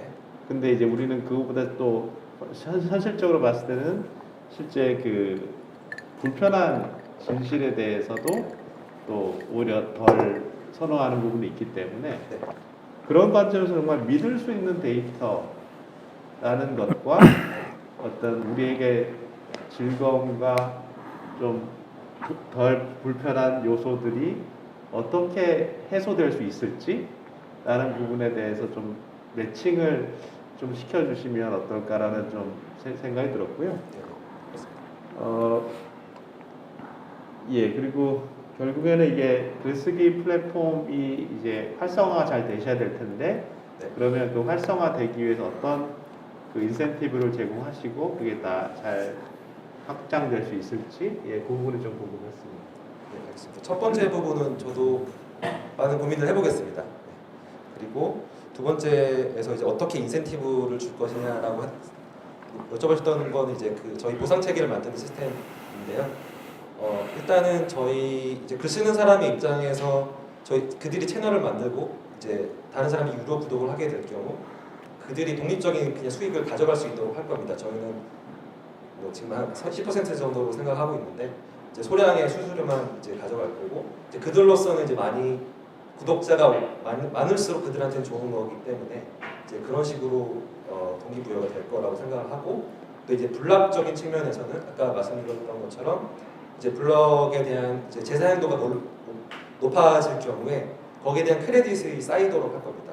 그래서 막 워딩이 지금 크레딧이라고 말씀드리지만 이제 좀 이렇게 PMF나 어떤 유저 경험들을 좀 거치면서 그게 뭐 배지 형식이 될 수도 있고 그게 뭐 어떤 뭐 아프리카에서 뭐 별풍선이라든지 좀 모르겠지만 아무튼 그런 식의 어떤 크레딧의 형태를 띠게 될 것이라고 생각하고 이제 거기에 대해서 좀 더 매끄럽게 유저들한테 친숙하게 다가가는 건 앞으로 좀 해결해야 할 문제라고 생각합니다.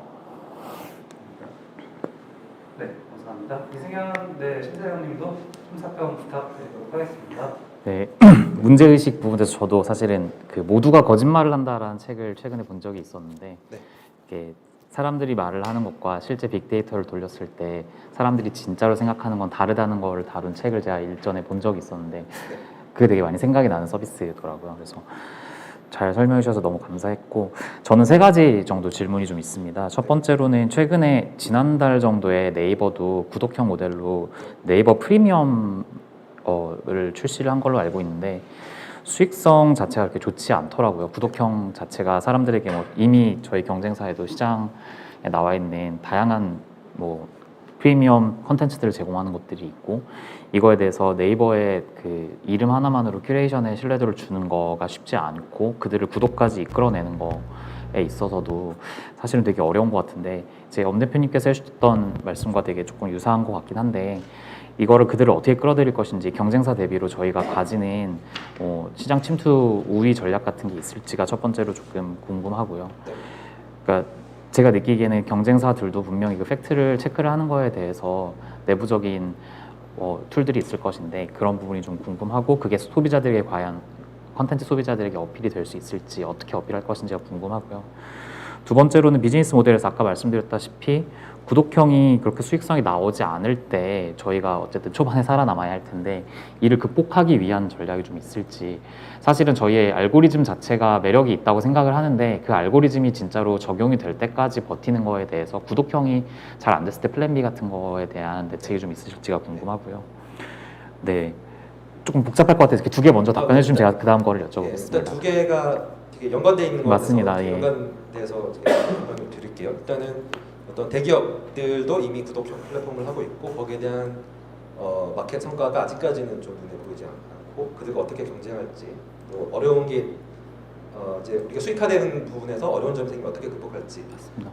이렇게 질문을 주셨는데 일단은 그 대기업 그러니까 저희는 이제 이거를 생각할 때 사실은 이제 한국 시장뿐만 아니라 미국도 같이 생각을 하면서 만들었었고 이제 현재 사실 미국에서는 서브스택이라든지 모닝블루라든지 이런 데는 코로나 이후에 사실 이 그 구독하는 플랫폼 시장이 엄청나게 커졌거든요. 일단은 그렇고 이때 대기업과 이제 우리와 어떻게 경쟁할 것인지와 살아남을 거에 대한 또 질문 답변을 하자면 저희는 일단은 그 저희의 차별성은 조금 더 사실이 중요하고 이제 그걸 알고리즘적으로 데이터적으로 이제 푸는 거에 있다고 생각하거든요. 이제 그거를 최대한 활용할 수 있는 분야를 다 하는 게 아니라 몇 개만 잡아가지고 거기에 집중해서 할 거고 그 중에서 아까 언급했던 것 중 하나가 이제 변호사 집단이랑 지금 MOU도 맺어가지고 지금 같이 협업을 하고 있는데 이제 그들이 어떤 니즈가 있냐면 그러니까 이런 것들 보여드렸을 때 솔직히 변호사분들 되게 좋아하셨거든요. 그러니까 내가 글 쓸 때 법이 항상 바뀌는데 맨날 그 개정법 나오고 근데 변호사들 없이 비싸고 시간 없는데 그걸 다 조사를 해야 되잖아요. 이런 것들 자동화해서 블럭처럼 만들어져 있고 내가 이거 글 쓸 때 활용할 수 있고 빠르게 그리고 이 채널을 만들어서 나의 클라이언트들이 바로 구독하게 하면은 좋을 것 같다라는 것과 좀 이렇게 일치되는 부분이 있어가지고 이제 그거를 좀 협업을 지금 같이 하고 있어요. 구상을 하고 있고 이제 뭐 실제로 삼성전자에 있을 때만 해도 이제 법적으로 이제 개정법이 워낙 많으니까 뭐 개인정보 보호법이 바뀔 때마다 회사 입장에서 엄청나게 항상 주시를 해야 되거든요. 매일 아침에 그냥 기사를 그냥 아티클을 그 헤드라인만 그냥 해가지고 아침마다 매일매일 공유를 하는데 그걸 모두가 다 구독하고 너무 관심 있게 봐요. 그냥 단순히 그냥 기사 링크만 없는 건데도 왜냐면 워낙 중요하기 때문에. 근데 심지어 근데 그런 채널을 만들어서 변호사들이 좀 인사이트를 담아서 잘 정리되고 이해할 수 있는 것들을 만들어서 준다면 기업 입장에서 구독 안 할 이유가 없거든요. 그래서 그런 것들을 조금 더 변호사들과 가까이 하고 조금 더 기업들과 같이 딱 붙어가지고 많은 것들이 아니라 딱 문제에만 집중해가지고 그것부터 시작해서 그것부터 수익을 창출하는 거를 지금 진행을 하고 있습니다. 네. 그 다음 질문입니다. 이제 데이터에 대한 건데 사실은 저희 이제 알고리즘이 정확하게 돌아가려면 데이터를 최대한 많이 방대하게 쌓는 게 첫 번째로 좀 이슈가 있을 것 같은데 이 데이터를 어떻게 확보할지에 대한 거 그리고 이게 정확도가 알고리즘의 정확도가 어떻게 되는지에 대해서 좀 궁금하고 네. 연결 지어서 저희 데이터 자체의 신뢰도를 그러니까 이미 입력된 데이터의 신뢰도가 사실은 그러니까 데이터를 검증하는 신뢰도가 아니라 오라클 이슈라고 할까요? 이 데이터가 그렇게 입력되기 전 단계에서의 오라클 이슈에 대해서 저희가 또 검증하는 절차 같은 게 있는지가 좀 궁금합니다. 그 두 번째 질문에 오라클 이슈. 이게 오라클 이슈가 맞는지 모르겠는데, 네네. 그러니까 저희가 데이터 예를 들면 신문 기사 데이터라고 했을 때 네. 뭐 어떤 게 있을까요? 뭐 개인이 제공하지 않으면 검증이 불가능한 건데 추측성으로 기사가 나간 것들 예를 들면 민감할 수 있겠지만 네네. 뭐 정부에서 누가 이런 집을 사서 이렇게 차익을 봤다 이런 부분은 개인이 검증하지 않으면 쉽지 않은데 네네네. 다 생산되는 컨텐츠들이지 않습니까? 네네네. 근데 그게 팩트인지 아닌지를 적혀져 있는 거에 대해서는 저희 알고리즘이 사실 네네. 유무 관계를 판정을 해줄 수 있는 것 같은데 네네. 이 앞단에서 이걸 최초로 생산하는 생산자에 대해서 생산되는 그 기입되는 과정에 대해서 저희가 네네. 검증할 수 있는지 이런 부분도 좀 궁금합니다. 네. 일단 결론부터 말씀드리자면은 이제 모든 사람들이 동의할 건데 사실을 밝혀내는 과정은 시간이 엄청 걸립니다. 그리고 어려운 문제고요. 그러니까 누군가가 내가 어떤 사실이 진짜인지 가짜인지를 바로 말해줄 수 있다고 한다면 그거는 거짓말일 거고요. 그래서 저희가 해결하고자 하는 문제는 당장 이 뉴스가 어떤 이 하나의 사실이 진짜인지 가짜인지를 알려주고자 하는 그게 아니고 이게 진짜면은 왜 진짜일 수 있는 이유들이 뭔지 이게 가짜라면은 가짜일 수 있는 근거들이 뭔지 어떤 사람들이 항상 이런 거짓말을 해왔던 사람들이 했기 때문에 혹은 거기에 반대되는 사실들이 이렇게 있기 때문에를 제시해주는 것이 저희가 하고 싶은 거고 당장 어떤 뉴스가 나오자마자 바로 사실을 푸는 거는 저는 기술적으로도 불가능하다고 생각하고요. 그래서 저희는 일단 거기에 최대한 가까이 다가가고자 하는 게 저희의 목적이고 그리고 데이터 말씀도 하셨던 것 같은데 초반에 저희 일단은 그 한국언론진흥재단에서 뉴스 데이터를 제공받고 있고요. 이제 그걸 자동으로 처리해서 매일매일 블락들을 생산을 하고 있습니다. 자동으로 이제 저희 사이트에서 이제 나오는 건 사람들이 입력하는 것도 있지만 대부분이 그 자동으로 이제 나온 거고요. 이제 그것들을 이제 질문해 주시는 거에도 이게 있었던 것 같은데 그 제시를 할 때 아무나 막 제시하는 게 아니라 이제 저희가 나름대로 이제 내부에서 지표들이 있는데요. 그 인플루언스 스코어, 얼마만큼 그게 인플루언셜한지, 그리고 얼마큼 컨사이스하게 요약이 됐는지, 또 얼마만큼 그 커절리티가 잘 이어져 있는지, 또 하나의 문제 생각납니다.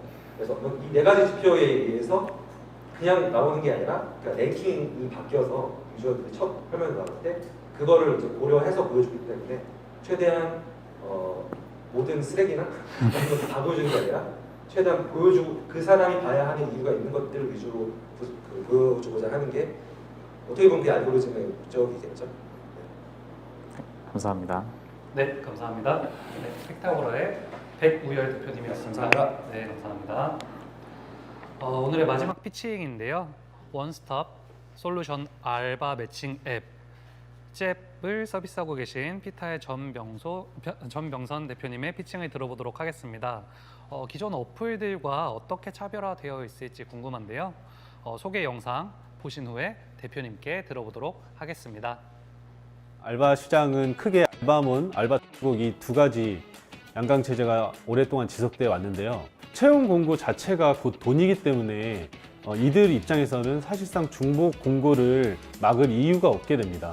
플랫폼의 상단 영역이라든지 아니면 4-5페이지가 넘어올 때까지 죄다 쿠팡이나 물류센터 아니면 콜센터 아니면 바 이런 채용 공고들만 도배가 되어 있습니다. 이러다 보니까 자기가 찾고 싶은 알바를 찾기 위해서 도배 글들을 먼저 확인해야 되는 이런 검색의 피로감이 상당히 누적되어 있다고 볼 수 있습니다.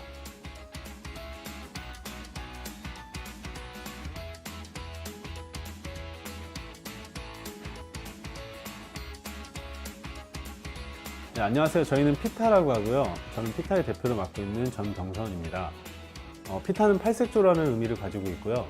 다양한 아이디어와 기술로 매력적인 서비스를 만들겠다는 회사의 지향점을 담고 있습니다. 저희는 알바를 구하는 이 시간을 획기적으로 줄일 수 있도록 알바 채용의 전 과정을 모바일 앱 하나로 끝낼 수 있는 실시간 알바 매칭 앱 잽을 개발하고 있습니다.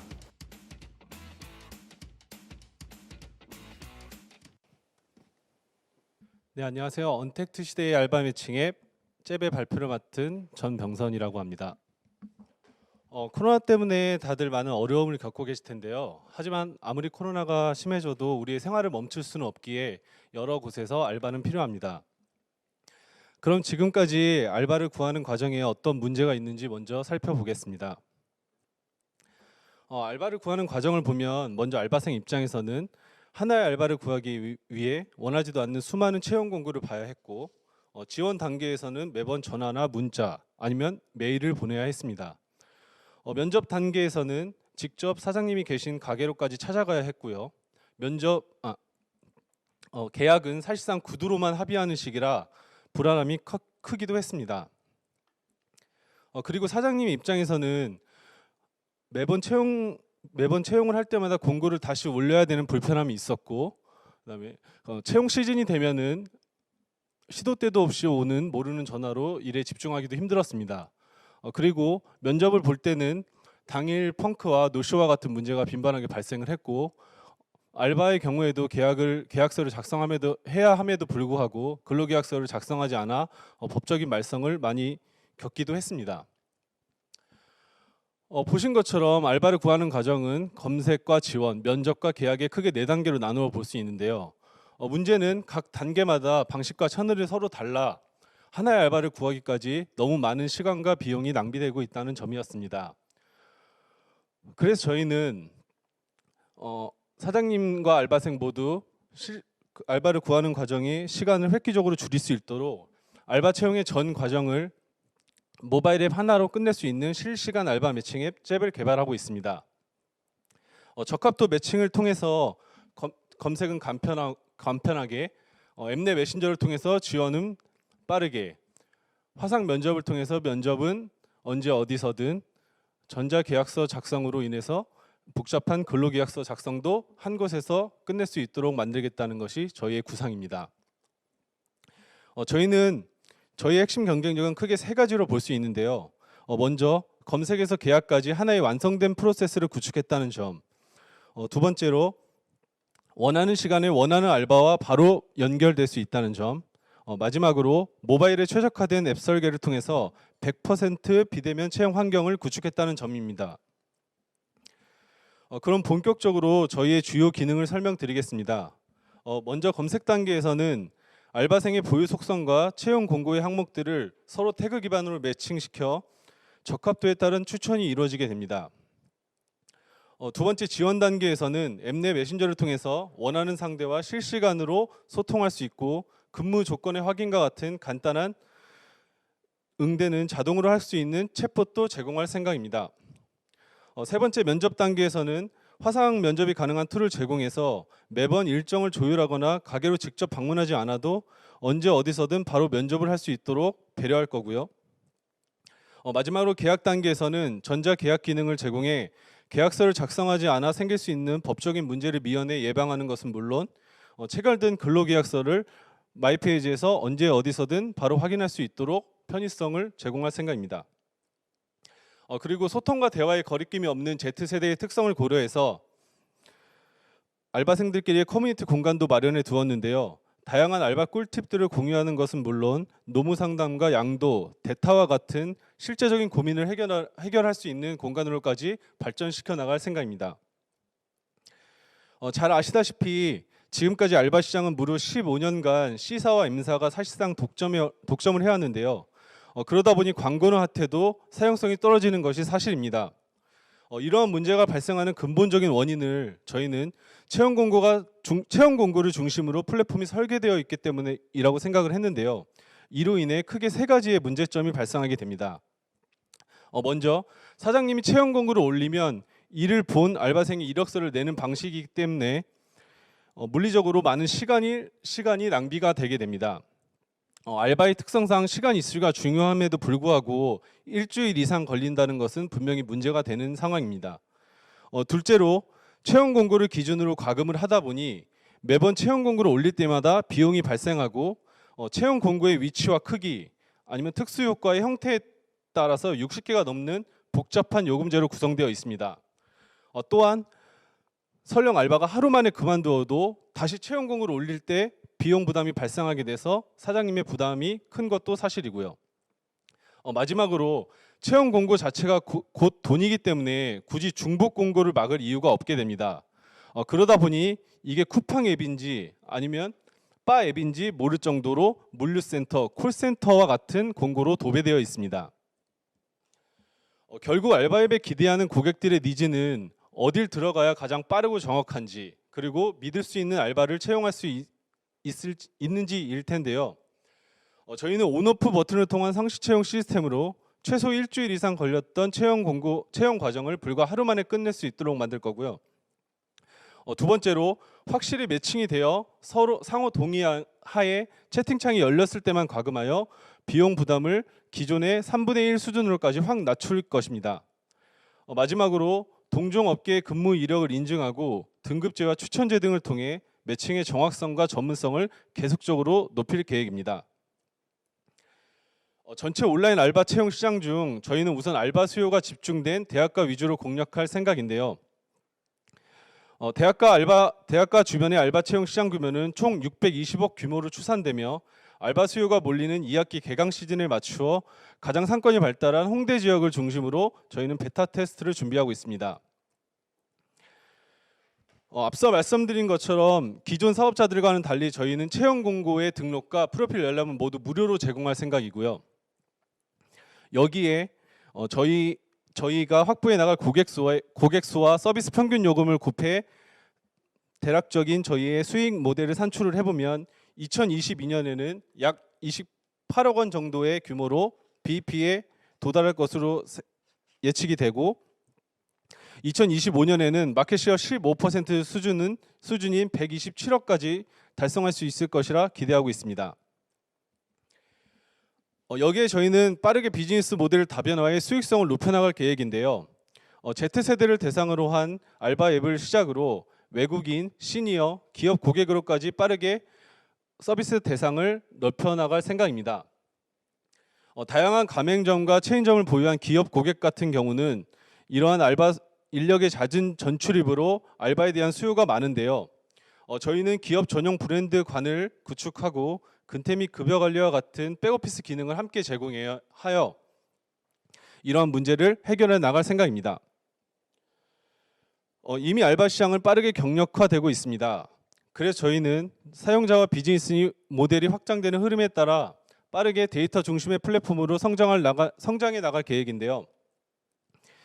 자체 화상 면접 솔루션과 챗봇의 고도화를 통해서 서비스를 고도화하는 한편 앱을 통해 쌓이는 다양한 매칭 데이터를 바탕으로 타겟별, 업종별, 지역별 알바 수요, 알바의 전문성과 정확성을 높여나갈 생각입니다. 저희는 지난해 법인을 설립하여 예비 창업 패키지에 선정된 바 있고 국회에서 주관한 청년 스타트업 어워즈와 산자부에서 주관한 기술 사업화 대전에서 수상한 이력을 가지고 있습니다. 올해 5월에는 제도전 성공 패키지와 데이터 바우처 지원 사업에도 선정되어 약 1억 원이 넘는 마케팅 자금까지 확보해 둔 상황입니다. 저희 팀은 기획과 디자인, 개발과 자금 분야에서의 전문성을 골고루 갖추고 있고요. 지난 5년간 디지털 에이전시를 함께 운영하며 CJ와 엘리웨이, 이노엔 등 다양한 앱 개발 경험도 가지고 있습니다. 또한 두 번의 공동 창업을 통해 서비스와 플랫폼 모두에 대한 이해도가 높아서 알바 시장의 세대 교체라는 어려운 목표를 향해 성공적으로 도달할 수 있을 것이라 생각하고 있습니다. 감사합니다. 네, 감사합니다.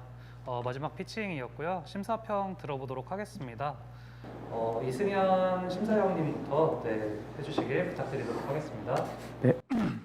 페인 포인트에 대해서 정확하게 짚고 합리적이고 개연성 있게 설계를 했다고 생각합니다. 그래서 되게 좋게 들었고요. 그 비즈니스 모델에 대해서 조금 궁금해서 한 번 더 여쭤보고 싶은데 저희의 비즈니스 모델이 매출이 일어나는 부분이 알바를 구하는 사장님에게 매출 채팅권을 그분이 사시게 하는 것 같은데 이 채팅권이라는 게 알바분들이 얼마나 일회성으로 결제를 하냐 뭐 10장, 20장, 50장, 100장이라는 게 좀 잘 이해가 안 돼서 요거 한 번만 조금만 설명을 해주시면 좋을 것 같고요. 두 번째로는 현재 지금 서비스가 오픈되어 있는 상황인 거죠. 현재 개발 막바지 단계에 있습니다. 그러면은 디자인 완성도를 좀 높이고 있습니다. 저희가 그러면 오픈하는 시점에서 사장님들이 등록을 하실 수 있게 이미 현재 뭐 등록이 되어 있으신 분들도 계실 것 같기도 한데 네. 뭐 세일즈가 된 부분이 있을 것 같긴 한데 네. 어느 정도 수준으로 저희가 그 확보를 하는 그 마일스톤에서 네. 어떻게 이분들을 할 것인지에 대해서 어떻게 이제 끌어당길 것인지에 대해서 조금 구체적인 전략 같은 게 혹시 있을지가 좀 궁금합니다. 네. 먼저 첫 번째 이제 비즈니스 모델 측면에서는 저희가 이제 그 광고 상품과 같은 배너 구성도 기본적으로 생각을 하고 있는데요. 일단 1차적으로는 사용자 유저의 풀을 많이 확보하는 게 중요하다고 생각돼서 채팅권 위주로 좀 공략을 할 생각입니다. 채팅권 10장, 20장, 50장, 100장 뭐 이런 식으로 구매를 하는 거는 한 명의 알바를 채용하기 위해서 하나의 채팅창만 열 수가 없기 때문에 이런 식으로 편의성을 높이기 위해서 구성을 해놨고요. 저희가 사장님들과 인터뷰를 해본 결과 보통 100명에서 200명 정도 지원을 했을 때 한 30명 정도로 면접을 본다고 하시더라고요. 여기에 따라서 저희가 봤을 때 평균 18명 정도의 면접을 본다고 저희가 추산을 했고요. 이에 따라서 저희가 약 20장을 기준으로 18,700원이라는 서비스 평균 요금을 산정해서 수익 모델을 예측한 것입니다. 그리고 두 번째 질문은 마케팅에 관련된 질문인 것 같은데요. 저희가 이제 홍대 지역을 1차 타겟팅을 삼아서 마케팅 효율성을 좀 높일 계획을 가지고 있습니다. 그래서 현재 약 20여 곳의 업체와 그 서비스 제휴를 맺어서 저희가 앱이 출시되면은 사장님들이 알바 공고를 올려주겠다고 그 협의를 끝낸 상황이고요. 나아가서 인력을 알선하는 여러 대행사 하시는 분들이 있는데 그런 대행사에서는 오히려 알바문하고 알바천국과 같은 복수의 매체를 사용하면서 비용 부담을 계속적으로 호소를 하고 한편으로는 또 예를 들면은 A조, B조, C조에 따라서 다르게 이제 인력을 받아야 되는 상황인데 채용 공고를 올렸을 때 비용 부담이 되는 측면 때문에 이런 부분에 대해서 사용성이 떨어진다고 하는 문제를 많이 말씀해 주시더라고요. 그래서 그런 분들을 해결하기 위한 기능도 저희가 함께 고민을 하고 있습니다. 그래서 이런 부분들이 좀 원활하게 해결되면은 이런 알선 업체를 중심으로 B2B를 빠르게 확장할 수 있을 거라고 기대를 하고 있습니다. 그래서 그러니까 제가 궁금했던 사항은 지금 현재 20여 개 업체랑 제휴가 되어 있다. 네. 20여 개 사장님들이 있다 하셨는데 사장님이 21년도 그러니까 올해 하반기에 유료화 전환 시점에 네. 알바생분들은 사실 공급되는 뭐 돈 벌 수 있는 공급되는 곳들이 있으면은 네. 올 것 같은데 네. 이거를 이제 공급해 주신 사장님들이 21년 하반기 이제 하반기에 접어들고 있는데 네. 10,000명이라고 이제 프로젝션을 해주셨는데 네. 10,000개의 업체인 거잖아요. 네. 네네. 이 업체에 대해서 어떻게 저희가 어떻게 이분들을 끌어들이는지에 대해서 조금 궁금했습니다. 뭐 저희도 많이 고민하고 있고 좀 있는 부분인데요. 아까 말씀드렸다시피 저희가 개별 매장을 컨택을 하는 것보다는 그런 여러 매장을 갖고 있는 그 업체하고 좀 제휴하는 게 더 맞겠다는 피드백을 받았어요. 이번 멘토링을 통해서 좀 내용이 구체화된 부분이 있어서 그런 쪽으로 좀 확장을 생각을 하고 있습니다. 프랜차이즈가 좀 있는 쪽을 많이 노리겠다라는. 네, 프랜차이즈도 하고 제휴도 하고 있고 지금 PC방을 이렇게 체인점으로 운영하고 있는 사장님도 한번 소개를 받아서 그런 쪽으로도 한번 고민을 하고 있습니다. 예. 그래서 그들에게 특화된 이제 브랜드관을 제공한다든지 앞서 말씀드렸다시피 이제 근태 및 급여 관리와 같은 백오피스 기능도 함께 제공을 하면 그분들을 좀 수월하게 영입할 수 있지 않을까라고 생각을 하고 있습니다. 네, 시장에서 잘 자리 잡으면 좋겠습니다. 감사합니다. 네, 감사합니다. 엄철현 대표님도 심사평 부탁드립니다. 발표 너무 잘 들었고요. 제기하신 어떤 문제하고 또 이 솔루션이 잘 매칭되어 보여서요. 피칭이 잘 되었다는 생각이 들었는데요. 한편으로는 실제 이제 제기하신 솔루션 자체가 굉장히 기능적인 요소에 좀 집중되었다 보니까 과연 그 부분이 이제 우리만의 진입 장벽을 확보하고 유지가 가능할까라는 측면이 좀 고민이 되었어요. 특히 이러한 기능적인 요소가 기존의 이제 경쟁사들이 도입해서 실제 고도화를 진행했을 때 훨씬 더 확장성 측면에서는 뭐 스케일업 측면에서 굉장히 좋은 그 대안이 될 수도 있겠다라는 생각이 들어서 왜냐하면 그들은 어쨌든 이미 이 유저를 많이 확보하고 계시고 또 채용 공고도 많이 확보하고 계시기 때문에 그런 관점에서 이제 어떻게 좀 저희가 이제 결국 이제 진입 장벽에 대한 내용인데 그러한 부분을 이제 해결할 수 있을지에 대한 좀 의견을 좀 여쭈고 싶습니다. 네, 저희도 사실 많이 고민했던 부분인데요. 일단 막대한 자금력과 이미 유저풀을 확보하고 있기 때문에 그들이 이제 저희가 생각한 기능을 도입한다고 하면은 좀 그 위협이 되는 건 사실입니다. 하지만 저희가 생각했을 때 이제 크게 두 가지 문제가 있다고 생각을 하는데요. 먼저 비즈니스 모델 자체가 좀 다릅니다. 앞서 말씀드렸다시피 그들은 채용 공고를 위주로 수익 구조를 세팅을 해놨기 때문에 뭐 인력 구성이라든지 마케팅 비용 뭐 이런 것들까지도 다 거기에 맞춰서 세팅이 되어 있을 거예요. 그래서 그러한 수익 모델을 전환한다는 것 자체는 굉장히 쉽지 않은 의사결정이라고 생각되는 게 이제 저희의 이제 장점이라고 보았고 두 번째는 브랜드 자체가 이제 저희가 Z세대를 타겟으로 하고 있거든요. 그래서 보시면 저희가 잽이라는 그 브랜드명 자체도 Z세대 알바 앱이어서 Z 플러스 이제 앱 해서 잽이라고 만들었고 캐릭터 보여지는 이제 캐릭터의 톤 앤 매너 자체도 보시면 얼마나 Z세대를 저희가 함께 호흡하고 싶었는지 아실 수 있을 거예요. 근데 그런 측면에서 알바만하고 알바천국이 제대로 못하는 부분이 분명히 있다고 생각이 들어서 이런 부분도 진입 장벽으로 좀 생각할 수 있지 않을까라고 생각을 합니다. 네, 감사합니다. 오늘의 마지막 피칭이었던 피타의 정동선 대표님이었습니다. 이제 모든 발표가 끝이 났고요. 심사위원들의 점수를 합산해서 다음 단계로 진출할 두 팀을 선발할 예정인데요. 저희는 딱 3분 후에 다시 뵙도록 하겠습니다. 여러분들도 궁금하실 것 같은데 마지막까지 함께 해주시길 부탁드리도록 하겠습니다.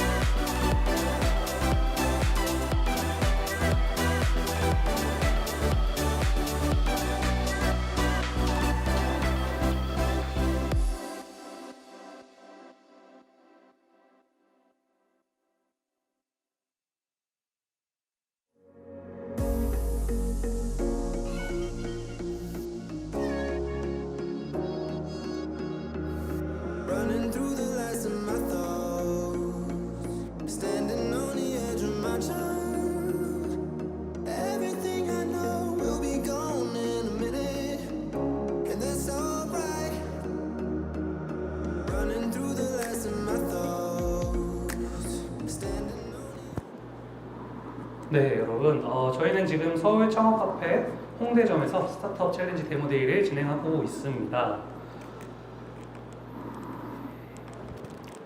이제 심사 결과가 나왔고요. 발표관을 앞두고 있는데요. 다음 단계로 진출할 두 팀을 바로 발표하도록 하겠습니다.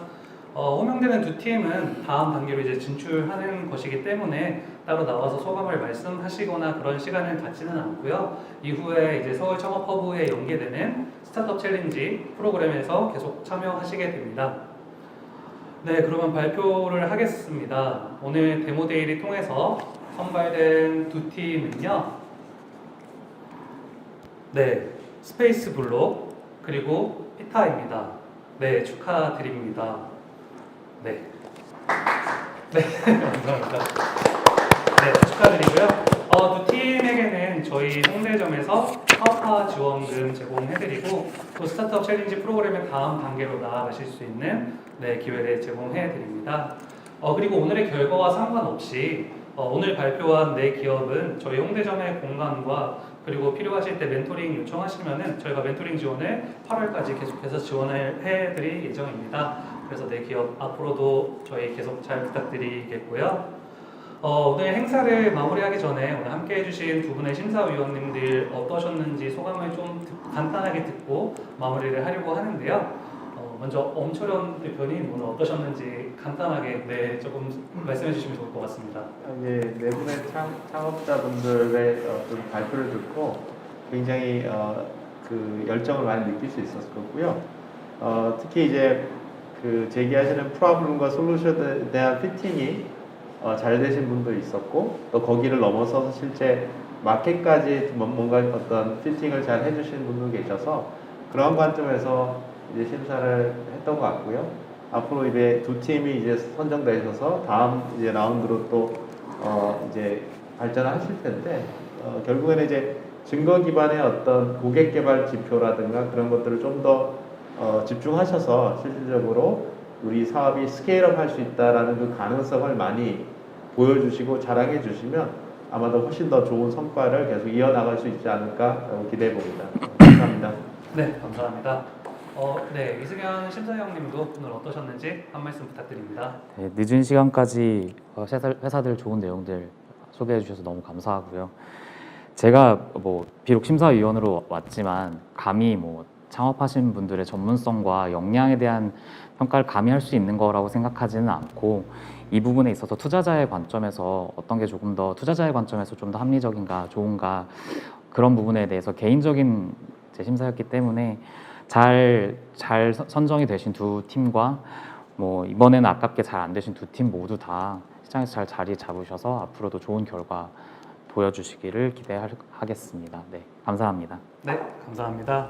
오늘 함께 해주신 두 분의 심사위원분들 그리고 저희 홍대점 스타트업 챌린지에 함께 해주시는 또 네 기업들 그리고 지금까지 시청해주신 모든 분들께 감사의 말씀 전합니다.